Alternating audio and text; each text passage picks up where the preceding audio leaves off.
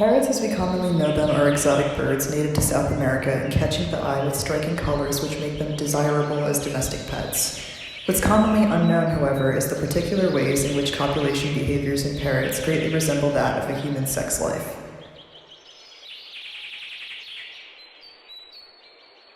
Parrot sex life includes a fair amount of polygamy as well as monogamy. They exhibit signs of multiple mates and pair relationships while also sustaining monogamy in other species. Take the cockatiel, for example.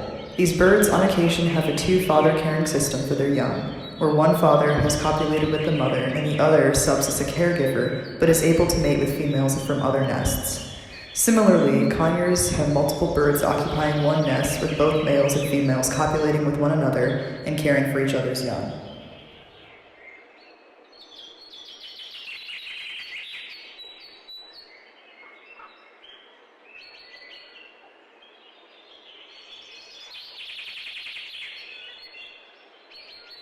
Hello, my name is Barry, and I'm an orange-fronted conger. I'm here to tell you all about breeding group compositions. Last summer, I was involved in a breeding group where I had mated with my girl Bella, who had recently gotten out of an allopreening situation, despite already having a mate. Allopreening is basically when a male bird regurgitates food into the female's mouth as a courtship gesture or during the incubation period. Anyways, in conger communities, social hierarchy is everything. For example, if you fall out with a mate, you are slowly but surely disregarded in your flock unless you find a new pair bond. So, from there, I was the only father of chicks from multiple birds until Bella started seeing John and he began helping with the feeding care of the chicks.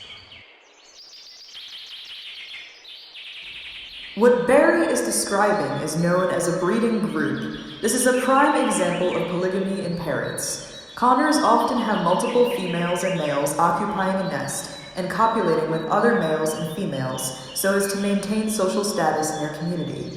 Similarly, cockatiels and parakeets have a two-father system for caring for their offspring, where one is the biological parent and the other helps with care but copulates with other females. If you're thinking this sounds somewhat like a modern hipster polyamorous relationship, or even a traditional godparent system, well then you'd be very correct. Similar to the polygamy demonstrated with breeding groups and two-father systems, some parrot species exhibit signs of mate switching. Mate switching is when a pair separates because one recognizes better compatibility with another mate that could lead to better reproductive success. For example, if a pair experiences high within-pair aggression, more distance between one another, lesser within-pair allopreening responsiveness, copulation infrequency, and less behavioral synchrony, they may begin to seek out an extra pair partner for a better chance at reproductive success. This was described in a 2007 experiment done by Tracy R. Spoon that was featured in a book of articles entitled Animal Behavior. This experiment tested three hypotheses. 1. Members of pairs with low mate behavioral compatibility should be more likely to engage in extra-pair sexual behavior than members of pairs with greater compatibility.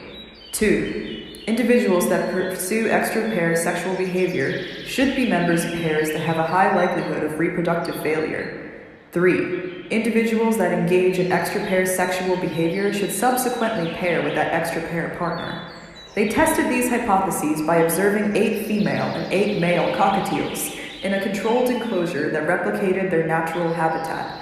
These birds had previous mating experiences ranging from 2 to 15 years, and with help from the team in the form of setting up nest boxes, they proved to have set themselves up in extra-pair copulation to find more compatible mates that matched their behavioral synchrony, improving their reproductive success. Contrastingly to that experiment, another was done that proved a more monogamous relationship in a similar parrot species called the budgerigar. Budgerigars are known to be vocally learning parrots that imitate their mate's responsiveness call. They are known to use their tongues to imitate sounds and can even synchronize their voices to a musical beat. In 2016, Hiroko Eda Fujiwara and Ryohei Sato performed an experiment where for 5 weeks, male and female budgerigars were paired and then separated. They recorded the birds' mating calls, and then played the calls back to the mates against an unfamiliar conspecific. They found that both sexes learned to recognize mate calls in monogamous pairs. The idea is that parrot copulation behaviors are similarly fluid to that of the human. Some species are satisfied with monogamy and mate for life, recognizing each other's mating calls, while others prefer to share their nests for social security, or even abandon their mates for one that can increase their fitness. So now that we have covered some of the niche semantics of parrot copulative behaviors, how do different species of parrot communicate their interest in copulation? Let's consult with our cockatiel friends to chat about track and bowl systems. Hey, my name's Gregory. I'm a cockatoo. I guess they called me here to talk a bit about how I got my girl's attention. I've got 2 words for you, track and bowl. Babes love it when you can create a bowl in the dirt and then cover your tracks after you make more bowls. It shows them you're a real stand-up guy who can dig holes and strategically hide your markings. Being the alpha male may seem like it's an easy job for Greg. There is only some truth to what he said, however. In fact, some females offer their services in courtship methods by creating a track and bowl system with their potential mate. This process is known as switch sliding and is very common in cockatiels, cockapoos, and Puerto Rican Amazons. There is also the communicative effort of booming, which is a natural sound reflector that both mates use to locate the bowls prior to occupying a nest, with nestlings several kilometers away. That's right, the bowls aren't even used as nests, they're merely a courtship routine. Another natural courtship routine that is universal to all parrot species is allofeeding.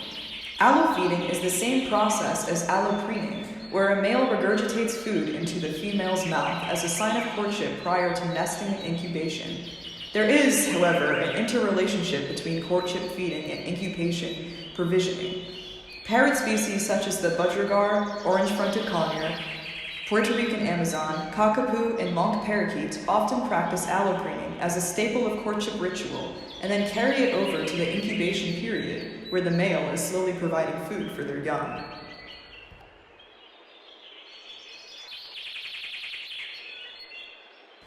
So now that we've taken a closer look at the distinct mating rituals between parrot species, one can see that there is much more than meets the eye.